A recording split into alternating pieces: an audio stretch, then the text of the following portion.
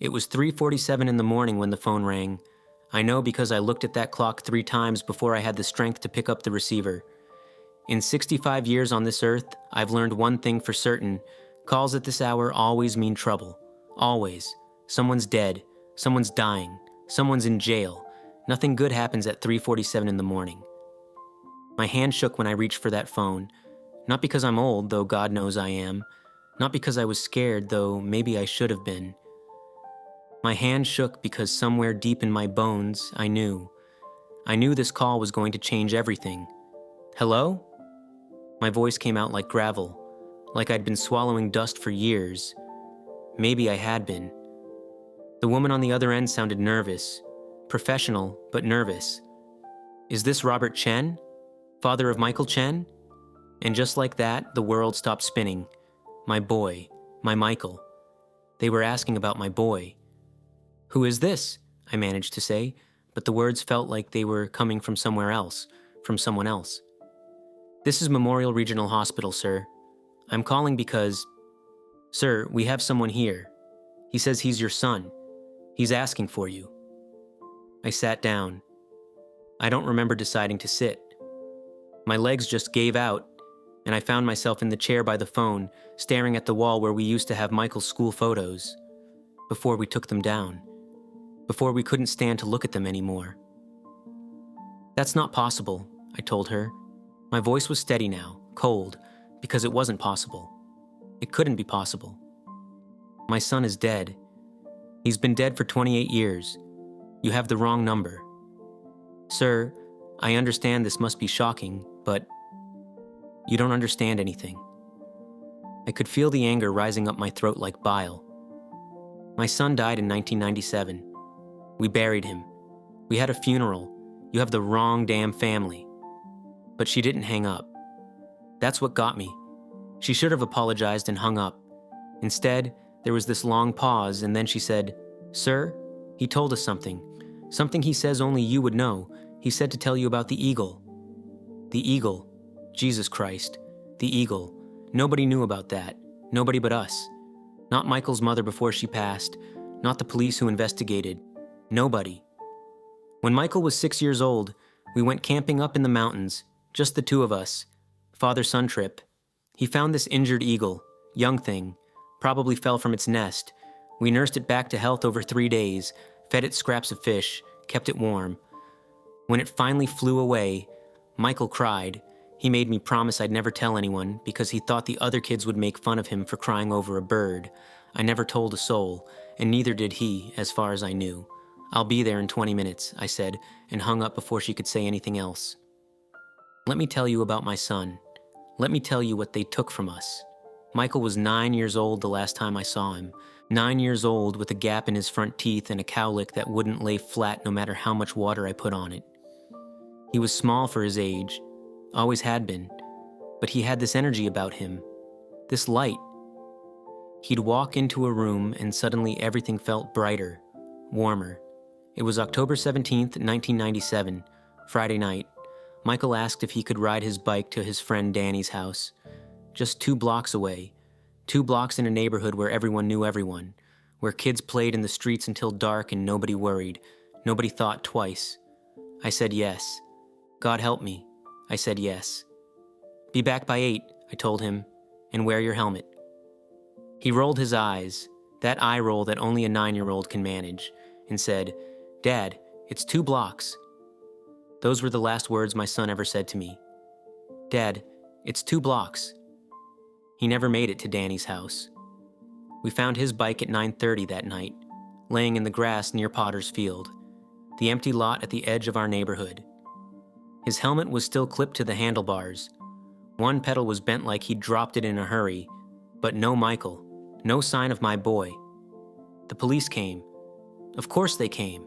They searched for 3 days straight. Hundreds of volunteers combing through fields and forests and abandoned buildings. They brought in dogs, helicopters, they dredged the river, they interviewed everyone, neighbors, teachers, Danny's whole family, even the mailman. Nothing. My son had just vanished. For 6 months we lived in this hell of not knowing. Is he alive? Is he suffering? Is he calling for me?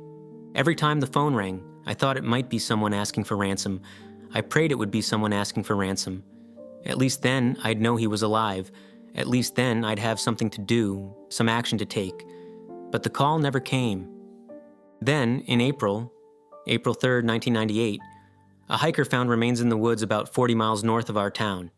Small bones, a child's bones, and a shoe, a red sneaker with a white swoosh, just like the ones Michael had been wearing. The police came to our house. I saw it in their faces before they even spoke. That look of professional sympathy mixed with relief that their job was almost done. Detective Morse, I'll never forget his name. He sat in our living room and said the words that killed my wife just as surely as if he'd shot her. "We believe we found your son." The DNA testing took 2 weeks. 2 weeks of living in limbo, hoping against hope that it was a mistake, that those bones belonged to someone else's child. God forgive me for wishing that pain on another family, but I couldn't help it. I wanted it to be wrong. I needed it to be wrong. But the results came back positive. 97.3% match, they said. Michael's DNA. They'd found my boy, except they hadn't found him. Not really. They'd found pieces, scattered remains. The medical examiner said animals had gotten to the body, that the elements had done their work, that we should be grateful we had. Enough to bury. Grateful. That was the word he used. Grateful. We held the funeral on April 23rd, 1998. 57 people came. They cried. They hugged us. They said things like, "He's in a better place," and "At least now you can have closure," and "Time heals all wounds." They were all lies, every single one. We buried a small white casket, so small it made my stomach turn just looking at it, in Mount Hope Cemetery, under an oak tree because Michael had loved climbing trees. We put a headstone there with his name and his dates. 9 years. My son got 9 years on this earth. And then we went home to a house that echoed with his absence. My wife, Linda, she never recovered. How could she? What mother could? She lasted 3 more years, but she wasn't really living. She was just breathing, just existing in the space between heartbeats. When she died in 2001, heart attack, they said, but I knew better. I buried her next to Michael, or next to whoever was in that casket. Because now I know the truth. Now I know that we spent 28 years mourning over someone else's child. 28 years visiting the wrong grave. 28 years being destroyed by a lie. I drove to that hospital like a man possessed. Red lights didn't matter. Speed limits didn't matter. Nothing mattered except getting there, seeing for myself, proving that this was all some sick joke or terrible mistake. But I also drove carefully. Isn't that strange? Even in my desperation, some part of me was terrified that I'd get in an accident and never know. Never know if it was real. Never know if my boy was really alive. The hospital was 40 minutes away. I made it in 23. The emergency room entrance was bright, too bright, with that harsh fluorescent light that makes everything look like a bad dream. I stumbled to the desk, and I must have looked like hell because the nurse stood up immediately, her hand moving toward the phone like she thought I might be having a medical emergency. "Michael Chen," I said. "My son. They called me. Where is he?" She looked at her computer, typed something, and her expression changed, got softer, more careful. "Mr. Chen, there's a police officer who wants to speak with you first. If you'll just... No." My voice came out harder than I intended. "No officers, no delays. Where is my son?" A man in a white coat appeared. Doctor, I assume, though I didn't catch his name then and don't remember it now. "Mr. Chen, I'm the one who asked them to call you, but you need to understand, this situation is complicated. The man we have here is in his 30s. He's been living under a different name. He has no identification. His memory is fragmented, but he insisted, absolutely insisted, that he's your son, that you would recognize him." "Then let me see him," I said. "Let me see him and I'll tell you if he's lying." The doctor exchanged a look with the nurse. That look that medical people give each other when they think you can't handle the truth. I'd seen it before, when they told us Linda's heart was giving out. "He's in room 217, the doctor finally said. "But Mr. Chen, I need to prepare you. He's been living rough. He's malnourished. He has signs of long-term substance abuse and trauma. He may not look like you remember. Of course he wouldn't look like I remembered. I remembered a 9-year-old boy with a gap in his teeth and a cowlick. This man would be 37 years old, older than I was when Michael disappeared. The walk to room 217 was the longest walk of my life. Longer than walking behind Michael's casket. Longer than walking away from Linda's grave. My heart was hammering so hard I thought I might die right there in the hallway, and part of me almost wished I would, because if this wasn't Michael, I didn't know if I could survive the disappointment, and if it was Michael, God, if it was Michael, how could I survive the guilt? I stood outside that door for a full minute before I could make myself push it open. The room was dim. Just one light on by the bed.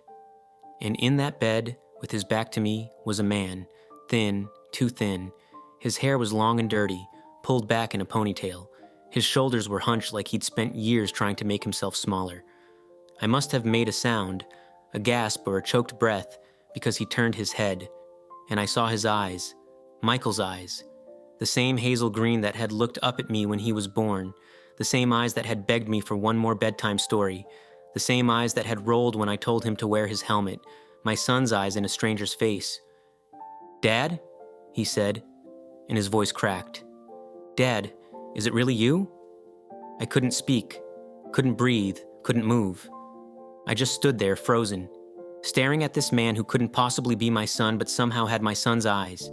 He started to cry, not loud, theatrical crying, but quiet tears that slid down his cheeks while he tried to keep his face steady. "I knew you'd come," he whispered. "I told them you'd come. I told them my dad would never leave me." And that broke me. That shattered whatever was left of my heart. I crossed the room in 3 steps and grabbed his hand. It was rough, calloused, marked with old scars. But when I turned it over, there on his inner wrist was a small birthmark, 3 dots in a triangle, Michael's birthmark. "Oh God," I breathed. "Oh my God, Michael, Michael." He squeezed my hand so hard it hurt. "I'm sorry," he sobbed. "I'm so sorry, Dad. I tried to get home. I tried so hard. I'm sorry it took so long." I held my son's hand for what felt like hours, but was probably only minutes. The police came eventually. Of course they did. A detective named Rodriguez and some FBI agent whose name I didn't catch and didn't care about. They had questions. So many goddamn questions. But I had questions too. 28 years worth of questions. "Where were you?" I finally asked Michael. My voice was rough, scraped raw from crying. "Where have you been, son?" He looked at me with those eyes, my boy's eyes, and I saw confusion there. Pain, something broken. I don't remember all of it, Dad. It's like pieces of a dream, or a nightmare. I can't tell which. The detective stepped forward. "Mr. Chen, Michael, we need you to tell us what you do remember. Anything. Even fragments can help." Michael's hand tightened on mine. He was scared. After 28 years, after surviving whatever hell he'd been through, he was scared of these men in their cheap suits with their notepads and recorders. "It's okay," I told him, though I didn't know if it was okay. I didn't know anything anymore. "Tell them what you can." He closed his eyes. When he spoke, his voice was distant, hollow, like he was reading from a script written by someone else. "There was a man," he said. "A van. Blue, I think? Or gray. I was riding my bike and he said he knew you. Said you'd been in an accident, that I needed to come with him to the hospital." My gut twisted. The oldest trick in the book, and my smart, cautious boy had fallen for it because he was worried about me. Because he loved me. "I got in the van," Michael continued. His eyes were still closed. "And then there's nothing. It's blank. The next thing I remember clearly is being in a basement, cold concrete, a mattress on the floor, a chain on my ankle." Jesus Christ, Jesus Christ. The detective was writing all this down, his face carefully neutral, professional, but I could see the muscles in his jaw working. Even cops have kids. Even cops can imagine. "How long were you there?" Rodriguez asked quietly. "I don't know. Months, years. Time didn't work right there. No windows, just a bulb that turned on and off. He'd bring food sometimes. Not enough. Never enough." Michael's breathing was getting faster, shallower. He called me Alex. Said my name was Alex. Said I'd always been Alex. That my other life was a dream I'd made up. Who was he? I demanded. What was his name? I don't know. He never told me. I called him Sir, because that's what he wanted. If I didn't call him Sir, he'd... Michael's eyes flew open, wild and panicked. He'd turn off the light, leave me in the dark for days. No food, no water, just darkness. My free hand clenched into a fist so tight my knuckles cracked. I wanted to kill whoever did this, wanted to find them and make them suffer every moment of pain they'd inflicted on my boy. It's okay, the FBI agent said, but his voice was strained. You're safe now. He can't hurt you anymore. We just need to know, do you remember escaping? How did you get away? Michael shook his head. I didn't escape, not exactly. One day he just didn't come back. The light stayed on. The door stayed locked. I waited for 3 days, maybe 4. I thought he was testing me, that if I tried the door, he'd punish me worse. But I was so thirsty, so hungry. Finally, I tried it. He paused, and a strange smile crossed his face. Not happy, bitter. It was unlocked. The whole time it was unlocked. I walked up the stairs and out the front door and nobody stopped me. The house was empty. Abandoned, maybe. I don't know. I just ran. Where was this? Rodriguez pressed. What did the house look like? What area? I don't know. Michael's voice rose, cracking with frustration and fear. I don't know. I ran until I couldn't run anymore, and then I just survived. On the streets. Moving from place to place. I couldn't remember my last name. Couldn't remember our address. I tried to picture our house, and all I'd see was that basement. I knew I had a dad, knew your face, but I couldn't find you. The words hit me like bullets. He'd been out there, alive, looking for me, and I'd been at home, or at work, or visiting his grave, never knowing, never searching because I thought he was dead. I started using drugs, Michael said quietly. Ashamed. To forget, to make the memories stop. I became someone else. Alex. Just like he wanted. I was Alex for so long I almost forgot I'd ever been Michael. What changed? I asked. What made you remember? He looked at me, and in his eyes I saw the little boy who used to climb into my lap during thunderstorms. I got sick. Real sick. Ended up in a clinic in Denver 3 months ago. They did blood work, and something about being in that clean white room with doctors and nurses, it triggered something. I started having dreams, memories, of you, of Mom, of riding my bike. He paused, struggling with something. His face twisted with the effort of remembering. There was this one memory that kept coming back, over and over. A camping trip, just you and me. We found a bird, an eagle, a baby eagle that was hurt. We took care of it for days. His voice cracked. And when it flew away, I cried. I cried, and you promised you'd never tell anyone, that it would be our secret. Tears were streaming down his face now. That memory was so clear, Dad, clearer than anything else. And I knew it was real, that I wasn't Alex, that I'd never been Alex. I was Michael Chen, and I had a dad who kept his promises. The detective cleared his throat. Mr. Chen, Michael, when you came to this hospital, you told the staff about the eagle. How did they know to call your father? Michael wiped his face with his free hand. I remembered my full name, Michael Chen, and I remembered our town. I didn't know the address, didn't know the phone number, but I knew the name and the town. The nurse, she looked it up, found you. The detective and the FBI agent exchanged looks. They had what they needed for now. The basics of a kidnapping case, even if the details were fuzzy. Even if my son's memories were broken into pieces that might never fit back together quite right. They left us alone after that. Said they'd be in touch. Said they'd need more interviews. Said a lot of things that sounded like they were doing their jobs, but felt like empty promises. When they were gone, I sat on the edge of Michael's hospital bed and put my arm around him. He leaned into me like he used to when he was small. Like no time had passed at all. Your mother, I said, because he needed to know. Because I couldn't let him think she'd given up on him. Your mother never stopped looking, never stopped hoping. She died in 2001, Michael. Her heart gave out. But really, she died of grief, of missing you. He sobbed then, really sobbed, the kind of crying that comes from somewhere so deep it tears you apart on the way out. I'm sorry, he kept saying. I'm sorry, I'm sorry, I'm sorry. It's not your fault, I told him fiercely. None of this is your fault. You were a child, a baby. This was done to you. But even as I said it, I felt the weight of my own guilt crushing down on me. Because I'd said yes. I'd let him ride his bike those 2 blocks. I'd buried him and moved on with my life while he suffered. I'd failed him in every way a father can fail a son. The hospital kept Michael for 4 days. Malnutrition, dehydration, infections. Years of living rough had taken their toll on his body, but he was alive. My son was alive. On the 3rd day, Detective Rodriguez came back. He wasn't alone this time. He had a woman with him, forensic specialist, he said, Dr. Ellen Marsh. She looked tired, grim. Mr. Chen, Rodriguez said, and I knew immediately. I knew from his tone that whatever he was about to say was going to break something that was already broken. We need to talk about the remains, the ones we found in 1998. What about them? My voice was flat.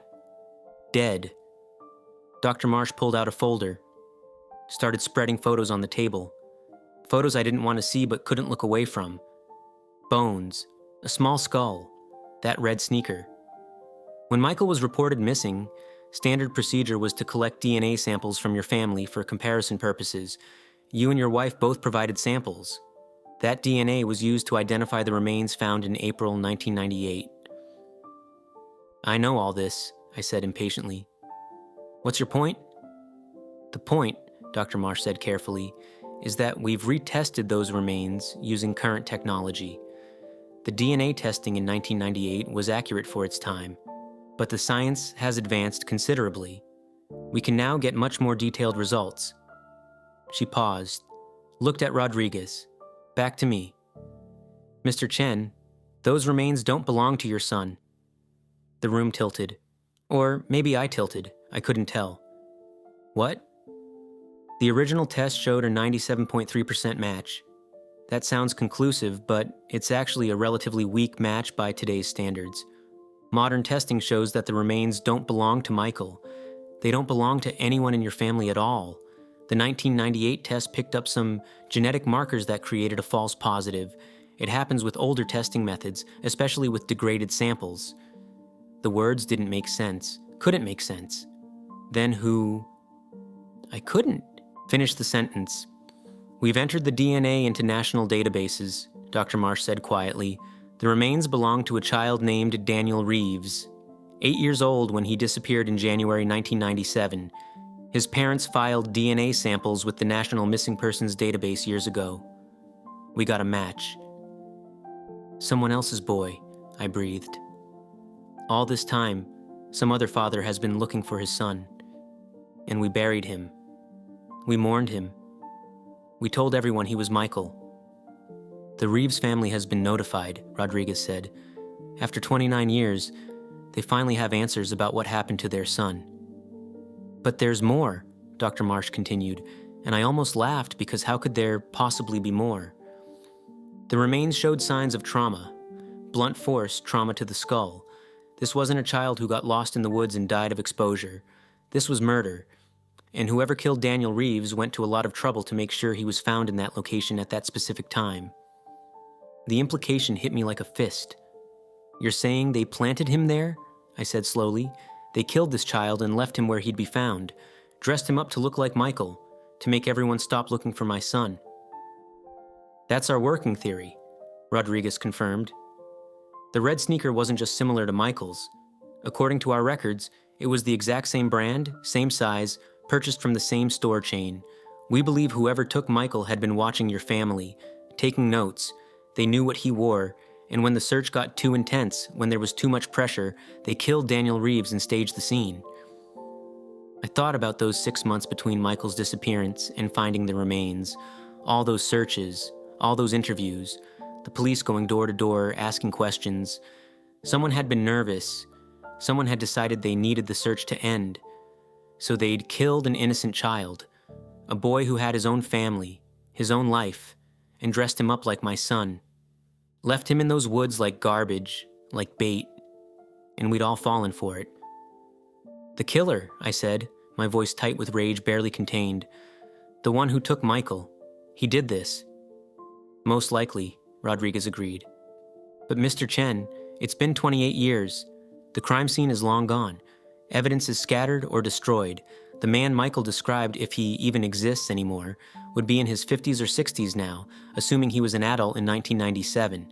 Our chances of finding him are slim," I finished. "You're telling me that whoever did this to my son, whoever murdered Daniel Reeves to cover their tracks, is probably going to get away with it."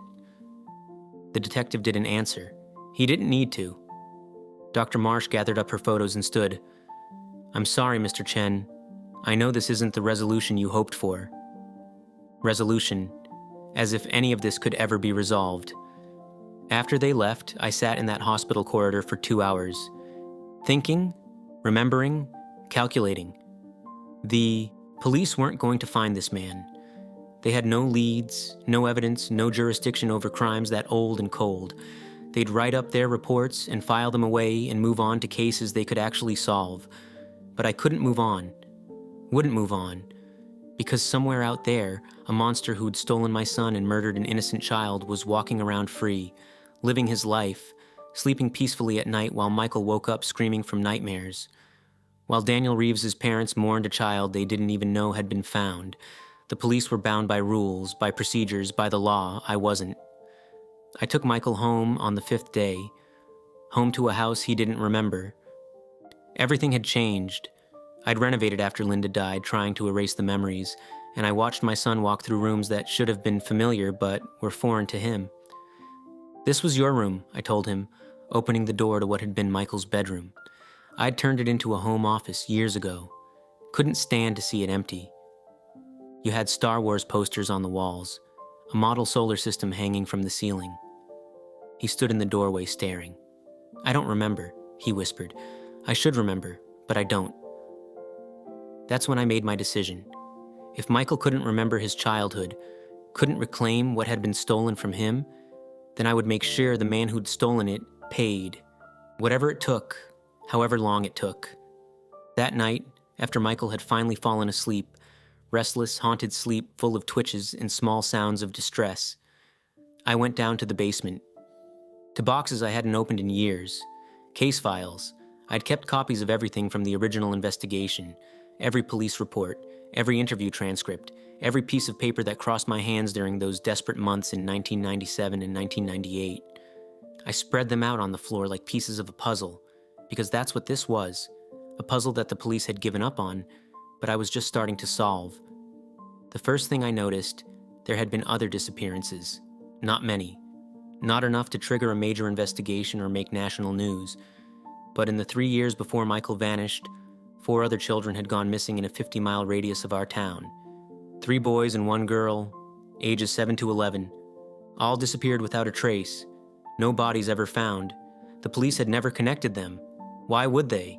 Different towns, different circumstances, different socioeconomic backgrounds. No pattern to link them beyond bad luck and evil in the world. But I saw something they'd missed. Or maybe they'd seen it and dismissed it. Every single one of those children had disappeared on a Friday evening.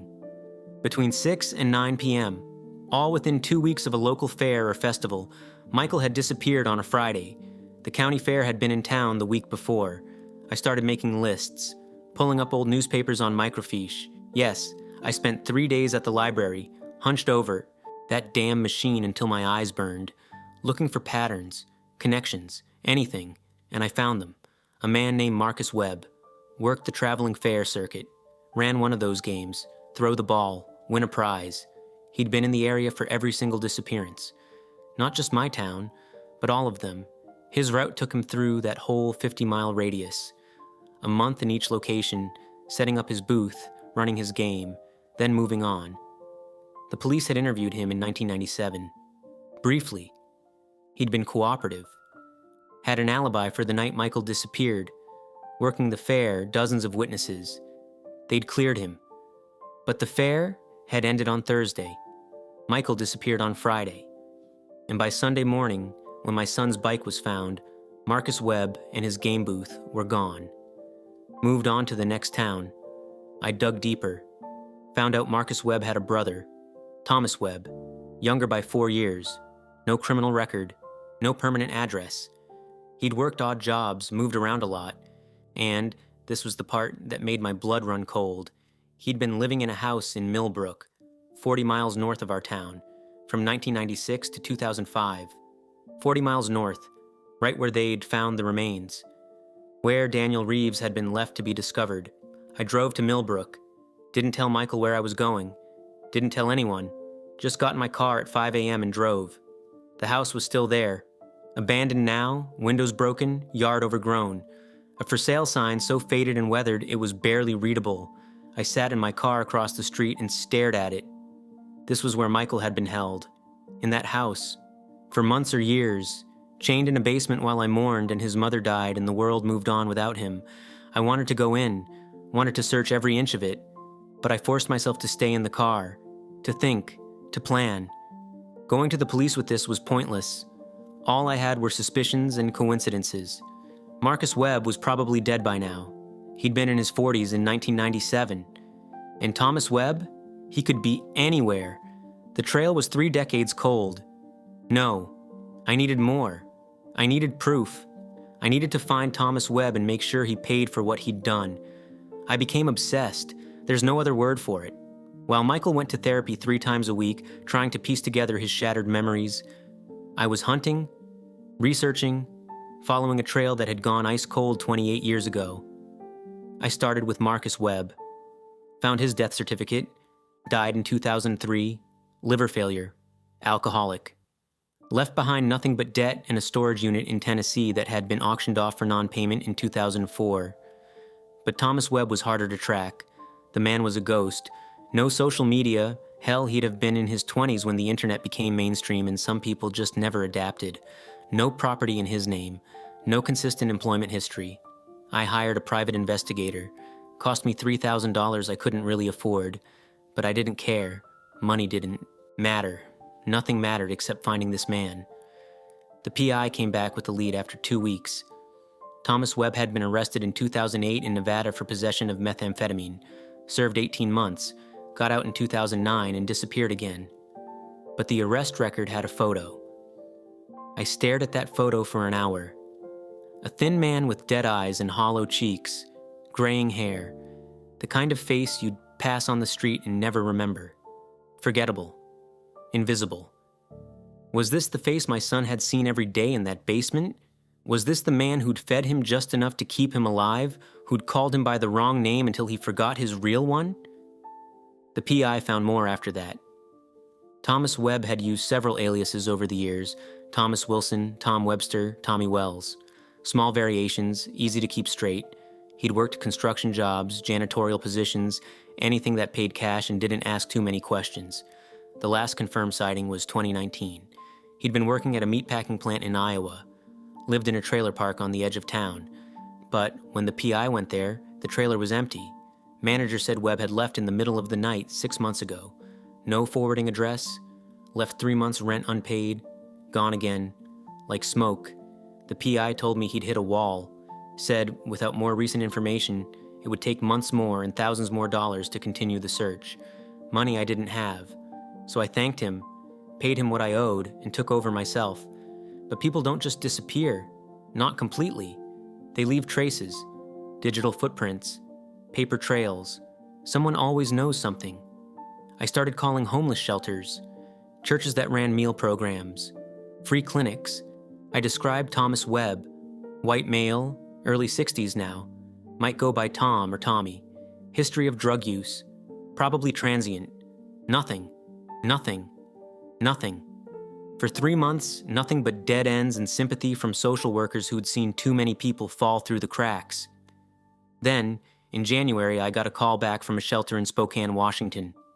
The director, woman named Margaret, voice rough from years of smoking, said she remembered a man matching that description. Called himself Tommy Wells, had stayed at the shelter for a few weeks in November. Did he say where he was going? I asked, gripping the phone so hard my knuckles went white. He mentioned heading south, Margaret said. Something about finding work in Portland. But honestly, Mr. Chen, these folks say a lot of things. Doesn't mean he actually went there. But it was something. It was more than nothing. I started making trips, drove to Portland every other weekend, walked the streets where homeless people congregated, showed his photo to anyone who'd look, got cursed at, ignored, threatened a few times, didn't care. Michael asked where I was going, what I was doing with all my time. I lied, told him I was visiting old friends, running errands, anything but the truth, because he was finally starting to heal, slowly, painfully, but healing, and I didn't want to drag him back into the darkness. This was my burden, my hunt, my revenge.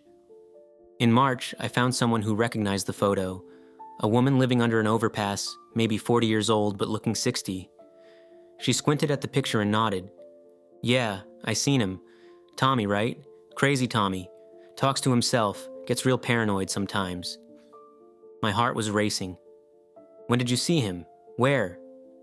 Last week, maybe? Down by the river? He's usually around there in the mornings. Collects cans. The river. Jesus. I'd walked past there a dozen times. What does he look like now? I asked. Does he look like this photo? She shrugged. Older, skinnier, beard's gone gray. But yeah, same guy. I gave her $100. She looked at it like I'd handed her a winning lottery ticket. If you see him again, I said, don't tell him anyone's looking for him. Okay? This is important. She nodded, clutching the money. Sure, man. Whatever you say. I spent the next week haunting that area by the river, watching, waiting, pretending to be just another person walking the bike path, just another face in the crowd, and then, on a Wednesday morning, I saw him. He was bent over a trash can, pulling out bottles and cans with methodical efficiency. Older, yes. Thinner, yes. But the photo had been from 2008. Of course he'd aged. We all had. But I knew. Deep in my bones, I knew this was him. Thomas Webb, the man who'd stolen my son. I didn't approach him that day, forced myself to walk past like he was nothing, like my hands weren't shaking with the urge to grab him, to hurt him, to make him feel every ounce of pain he'd inflicted. But I needed to be smart, patient. Rushing in now would ruin everything. I followed him instead, kept a careful distance, watched where he went. He had a routine, collected cans in the morning along the river, took them to a recycling center for cash around noon, ate lunch at a soup kitchen on 3rd Street, spent his afternoons in the public library. They let homeless people sit there as long as they behaved. At night, he slept in an abandoned building on the industrial side of town, slipped in through a broken window in the back, probably had a bedroll stashed in there somewhere. For 2 weeks I watched him, learned his patterns, made sure he didn't have friends, didn't have anyone who'd miss him if he suddenly disappeared. He was alone, completely alone, just like he'd made my son alone in that basement. Perfect. I planned it carefully. Too carefully, maybe. But after 28 years of waiting, I wasn't going to mess this up by being impulsive. I needed him to confess, needed proof, because killing him, and God knows I wanted to kill him, wouldn't bring Michael peace, wouldn't give closure to Daniel Reeves's family, wouldn't expose whatever network of evil had allowed this to happen. I bought a digital recorder, one of those small ones journalists use, tested it a dozen times to make sure it worked properly, that the audio was clear. I also bought a gun. Not for killing, though I kept it as an option if things went wrong, but for control, for making sure he understood I was serious. On a Tuesday night in April, I waited until Thomas Webb crawled into his abandoned building, waited another hour to make sure he'd settled in for the night. Then I climbed through that same broken window. He'd made himself a little nest on the 2nd floor, sleeping bag, a couple of plastic bags full of what looked like clothes or trash, a bottle of cheap vodka half empty beside him. He was awake, sitting up against the wall, taking a drink when I stepped into the room and turned on my flashlight. "Hello, Thomas," I said quietly. He squinted into the light, holding up one hand. "Who the hell are you?" "This is my spot, man. Find your own place." I pulled out the gun, pointed it at him. Not dramatic, not threatening, just matter of fact. "We need to talk." His whole body went rigid. "Look, I don't have any money.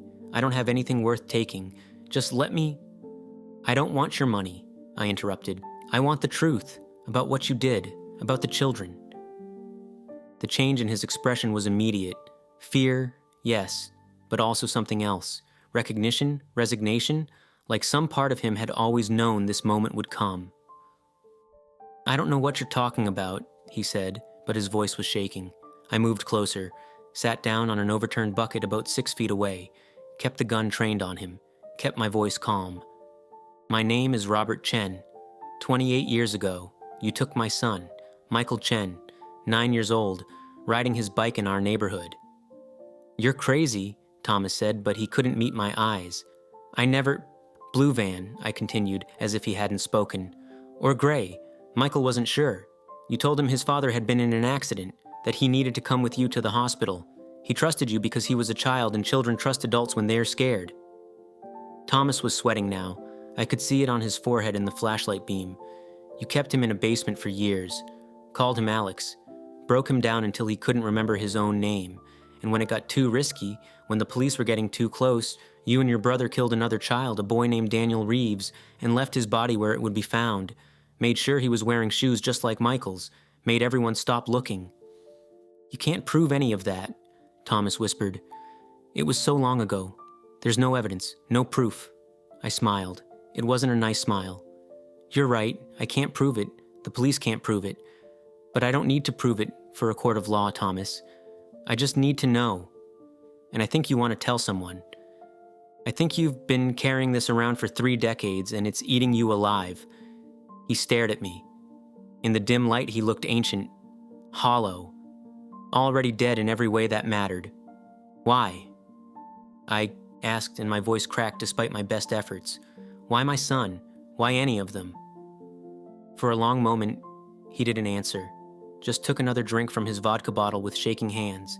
I waited, let the silence stretch, let him feel the weight of what he'd done pressing down on him. "I'm dying anyway," he finally said, so quietly I almost didn't hear him. "Liver's shot. Doctor at the free clinic said I got maybe 6 months, maybe less." He looked at me then, really looked at me, and I saw something break in his eyes. "Maybe that's why you're here.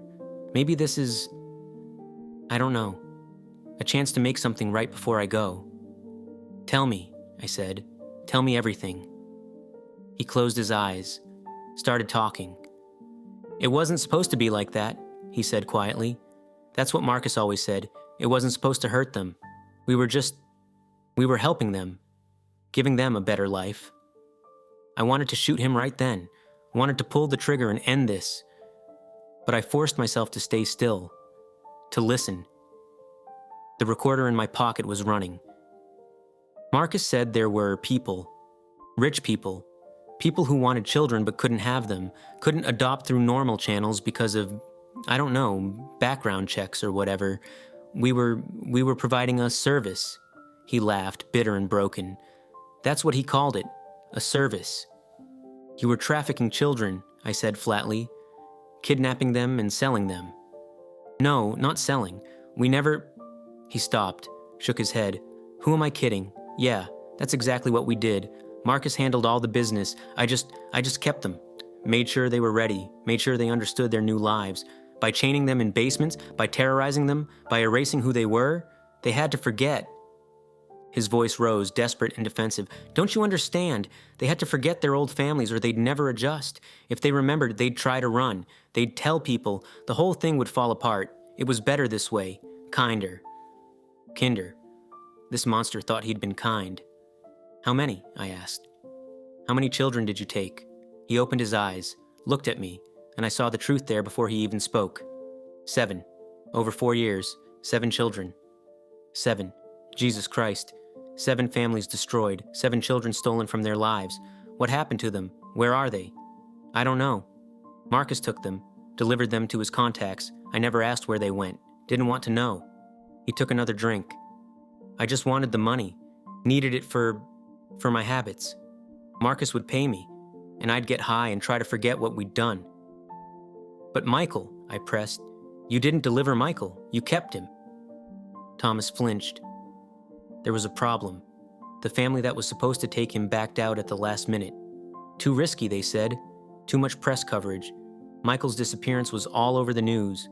Everyone was looking for him. So we kept him. Waited. For things to die down. But they didn't die down.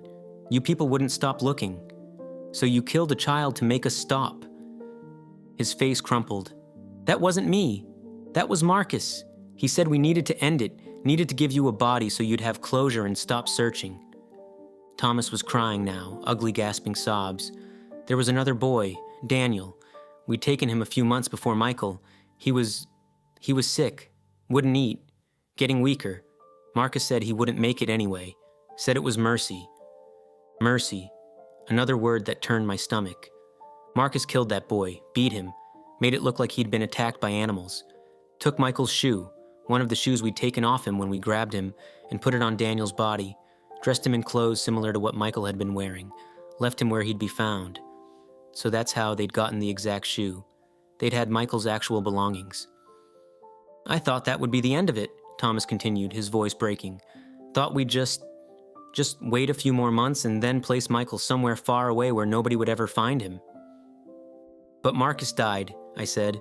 "Yeah, in 2000, heart attack, dropped dead at a fair in Tennessee, and I was stuck with this kid who wouldn't stop crying for his mom, who kept trying to escape, who looked at me like I was a monster. He met my eyes finally.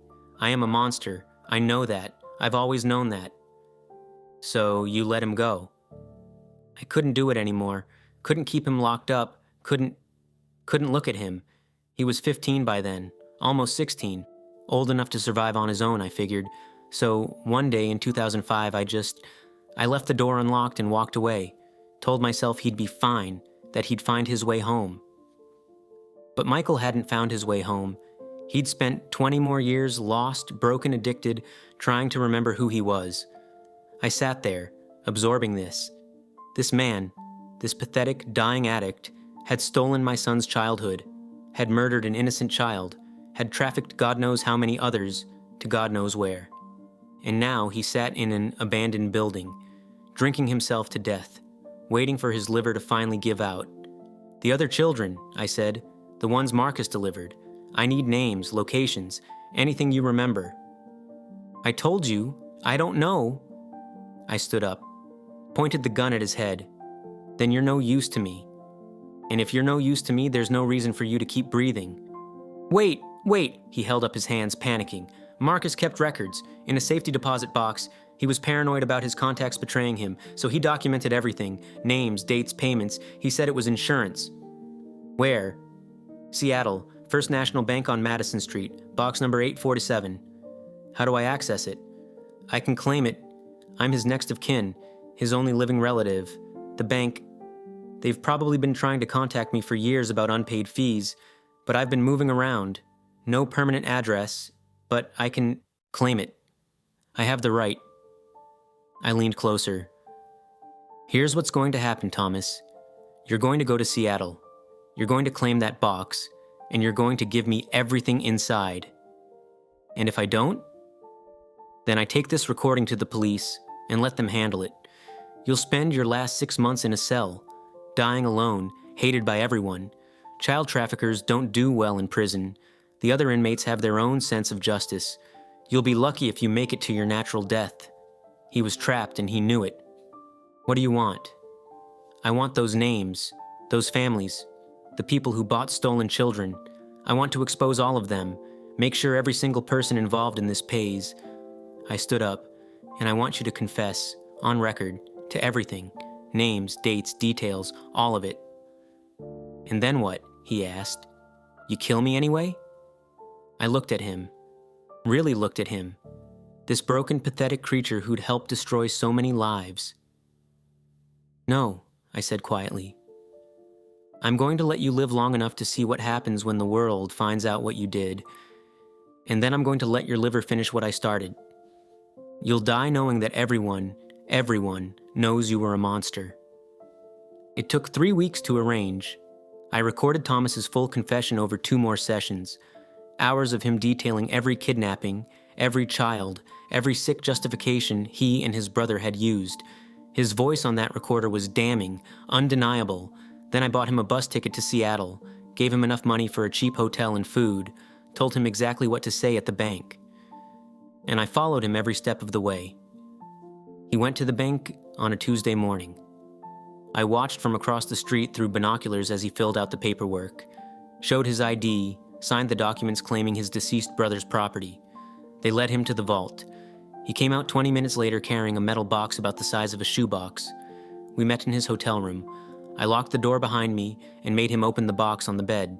Inside were notebooks, 4 of them, filled with Marcus Webb's cramped handwriting, dates, names, amounts of money, descriptions of the children, details about the clients. That's what Marcus had called them, clients. My hands shook as I flipped through the pages. Michael was there.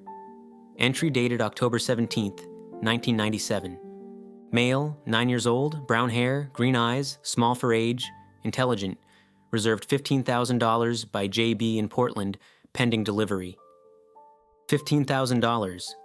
That's what my son had been worth to these monsters. But there were others. 6 other children between 1994 and 1997. Names I recognized from my research. Names that had been on missing posters. Names that parents still whispered in the dark, hoping against hope. Emily Morrison, age 7, delivered to KH and MH in Denver, $20,000. James Rodriguez, age 10, delivered to RS in San Francisco, $12,000. On and on, a catalog of stolen children and the people who'd bought them. Some of the entries had full names, others just initials, but there were addresses, bank account numbers for wire transfers, enough information to track these people down. "This is it," I said quietly, staring at the notebooks. "This is everything." Thomas sat on the edge of the bed, head in his hands. "What are you going to do?" I could have killed him then. Should have, maybe. But looking at him, this broken, pathetic creature who'd helped destroy so many lives, I realized that killing him would be mercy, would let him escape. "I'm going to make sure everyone knows what you did," I said, "and then I'm going to let you live with it." I took photos of every page in those notebooks, hundreds of photos. Then I put the originals in a safe deposit box of my own, evidence, carefully preserved. The next part took planning. I'm not a journalist, don't have connections to major media outlets, but I needed someone who would believe me, someone who wouldn't let this story die. I started calling reporters, left messages, sent emails with carefully selected photos from the notebooks. Enough to prove I had something real, not enough to show everything. Most didn't respond. A few called back but lost interest when they realized how old the case was. One threatened to call the police on me for possessing stolen evidence. Then I got a call from Margaret Foster. She'd been a crime reporter for the Seattle Times back in 1997, had covered Michael's disappearance. She was retired now, but someone had forwarded her my email. "Mr. Chen," she said when I answered, "I remember your son's case. I remember you. If what you're telling me is real, if you really have evidence of a child trafficking ring that's been operating for decades, I want to see it." I met her at her house, spread the copied pages across her dining room table, and watched her face as she read. Watched the horror and disgust and professional excitement war in her expression. "Jesus Christ," she breathed. "Do you know what this is? This is the biggest child trafficking case in Pacific Northwest history, maybe in the country." "Can you run with it?" I asked. "Can you get this story out there?" She looked at me with sharp, intelligent eyes. "How did you get this?" The police had 28 years to solve this," I interrupted. "They failed. I'm not giving them a chance to bury it again. I want this public. I want every name in those notebooks exposed. I want those children found." "I'll need to verify everything," Margaret said slowly. "Track down as many of these people as we can, and you'll need to turn over your evidence eventually. The recordings, the notebooks." "I will, but not until the story breaks, not until it's too late for anyone to stop it." Margaret was quiet for a long moment. Then she nodded. "I have a friend at the Times, and another at ProPublica. Give me 4 months. We'll work this story properly, verify every detail, find the children, find the buyers, and when we publish, it'll be ironclad, undeniable." I gave her copies of everything, the photos of the notebooks, the recordings of Thomas's confessions, contact information for Thomas himself, though I warned her he was dying. "I have time," I said, "and I have proof. Thomas Webb is ready to confess everything on record. He knows he's dying. wants to clear his conscience before he goes. That last part was a lie. Thomas didn't want to clear anything. But he'd confess because he had no choice. Over the next 4 months, Margaret and her colleagues worked the story. They tracked down the families, found 3 of the children, now adults, who'd been sold through Marcus Webb's network. 2 of them hadn't even known they were kidnapped. Had grown up believing their adoptive parents were their real parents. The DNA tests, the revelations, the truth, it destroyed their worlds. Everything they'd believed about themselves was a lie. One of them, Emily Morrison, now Emily Parker, 35 years old with kids of her own, had always felt like something was wrong. Had memories that didn't quite fit, fragments of a life before. Finding out the truth destroyed her, and saved her. They found the buyers too. Some were dead, some had moved away, changed names, tried to hide, but the journalists found them, exposed them.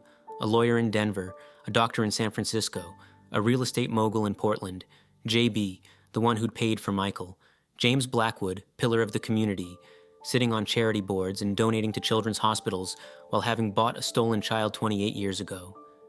The story broke in September. Front page of the Seattle Times, picked up by national outlets within hours. The child theft ring, how 2 brothers trafficked children for nearly a decade. The backlash was immediate and brutal. Arrests, resignations, suicides. 2 of the people named in the notebooks killed themselves before they could be charged. I didn't feel sorry for them. Didn't feel much of anything except a cold satisfaction.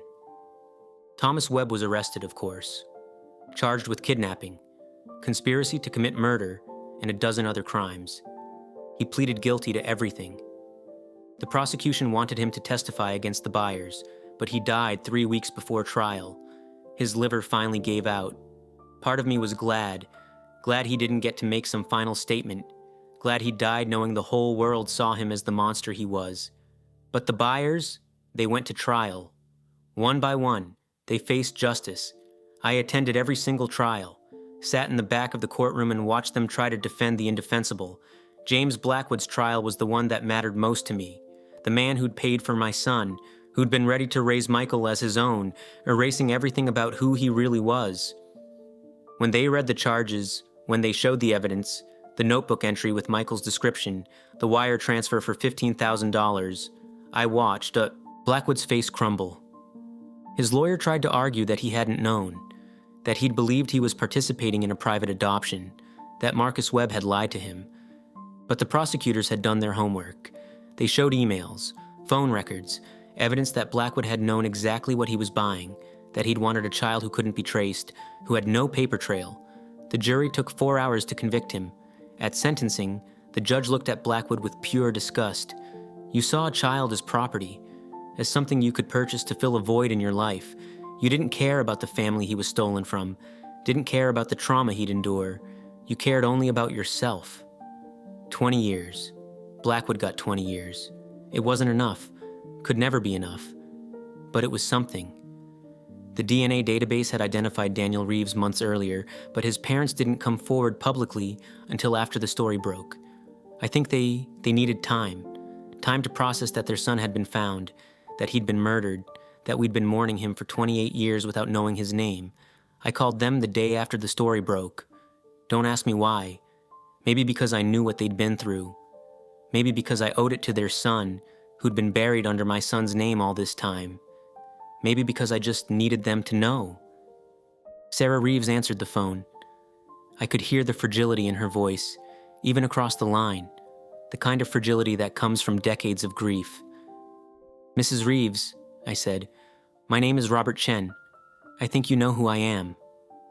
There was a sharp intake of breath, then silence, then a sound that might have been a sob, or might have been something breaking. You're the one who found them, she finally said, who exposed what happened. The police told us. They said you're the reason we finally have answers. I'm sorry, I told her, and the words felt so inadequate, so small. I'm so sorry about Daniel. We didn't know. The DNA testing back then wasn't... I know, she interrupted. They explained, it's not your fault, it's not anyone's fault except the monsters who did this. But it felt like my fault. Felt like I'd stolen her son twice, once by burying him under the wrong name, once by not figuring out the truth sooner. "I want to meet you," she said. "My ex-husband and I. We want to thank you for not giving up, for making sure everyone knows what happened to our boy." We arranged to meet. Sarah and her ex-husband, Richard, traveled to our town. We stood together at Mount Hope Cemetery, at the grave that had said Michael Chen for 28 years. The headstone had been changed. Now it read, "Daniel Reeves, beloved son, 1989-1997.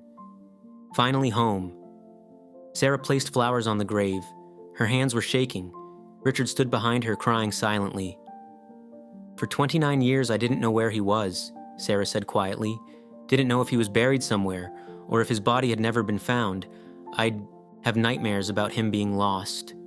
Alone. No one knowing his name." "But he wasn't alone," Richard added, his voice thick with emotion. "You and your wife, you took care of him, you visited him, you mourned him. Our boy wasn't forgotten. He had a family watching over him, even if it was the wrong family." "I'm sorry we kept him so long," I said. "Sorry you didn't know where he was." "You didn't keep him," Sarah said firmly. "Those monsters did. They killed our son and used his body to hide their crimes. You were victims too, Mr. Chen, just like us." She turned to me then, this woman who had lost her child the same way I'd almost lost mine. "Thank you," she said. "Thank you for not accepting the easy answer.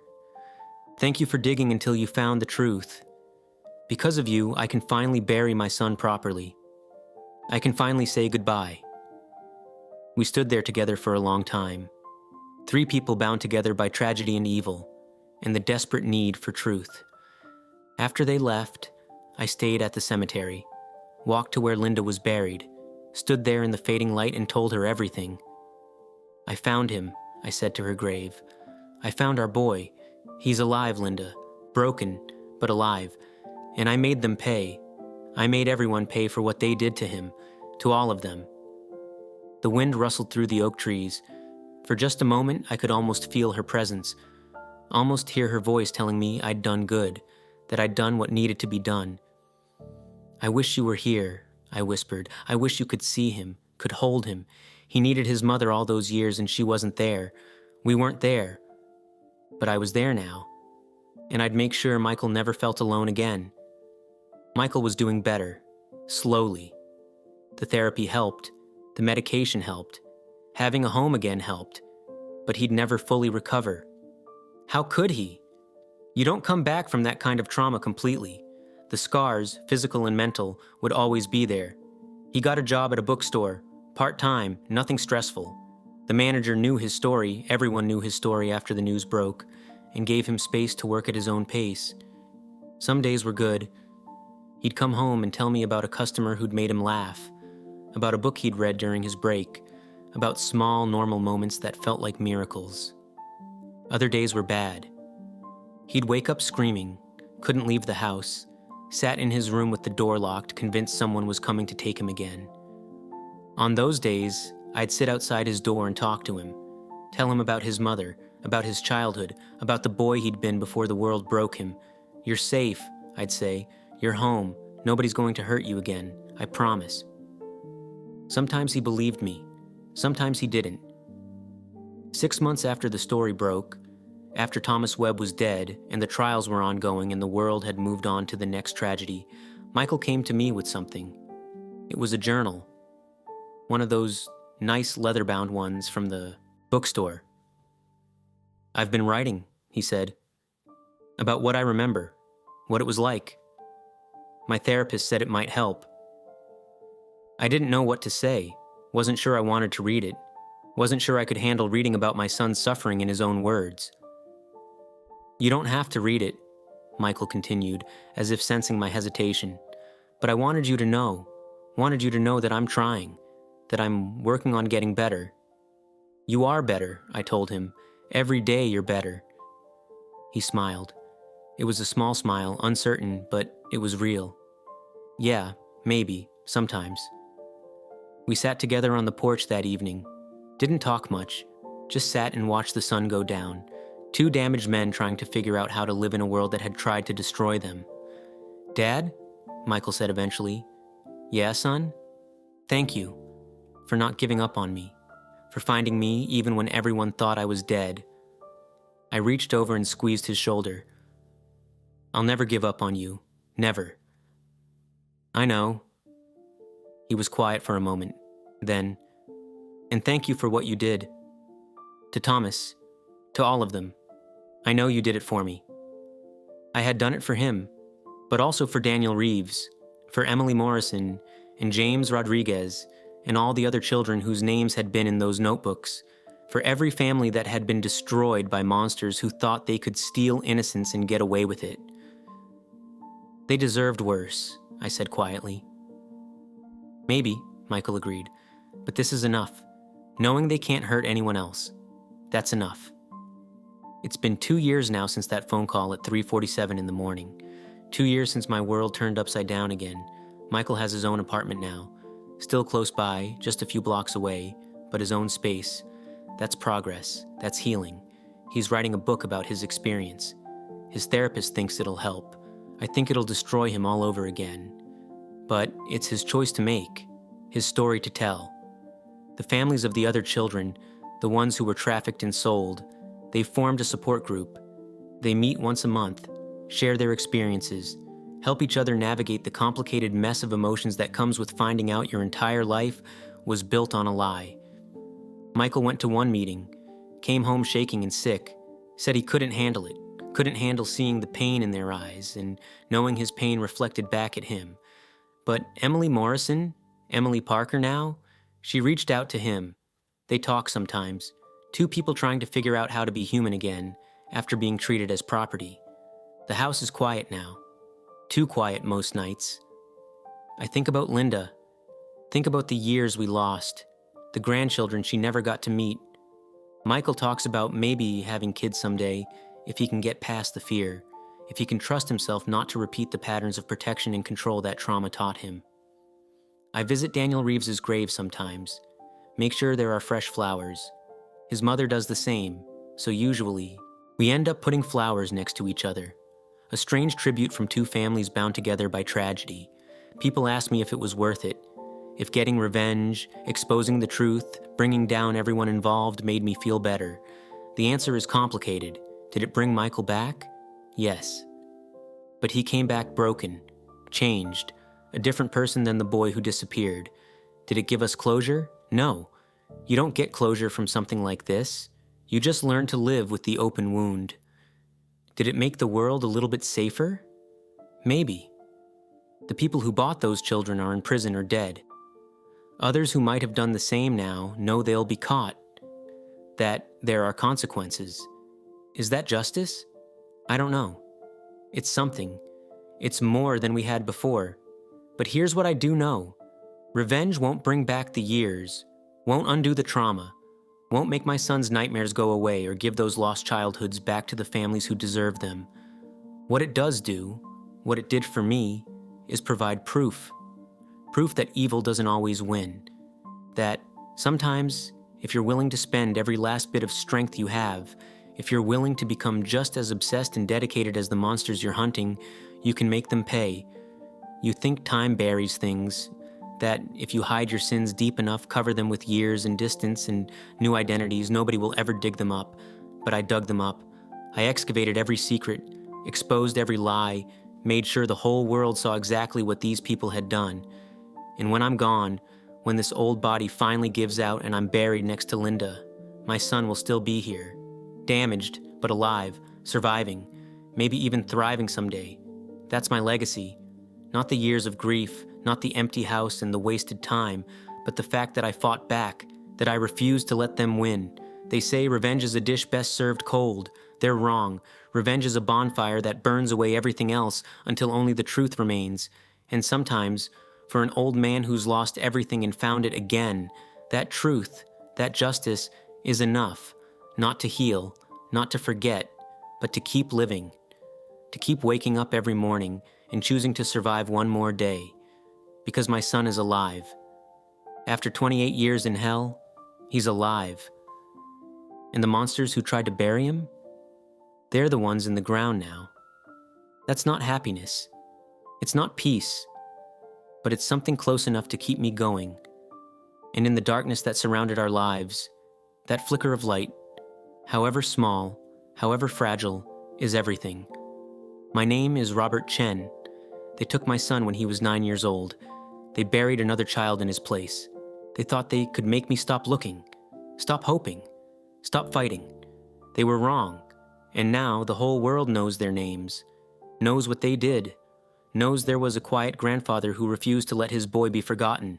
You can bury a body, you can bury evidence, you can bury secrets, but you can't bury the truth forever. Eventually someone will dig it up, and when they do, there will be hell to pay.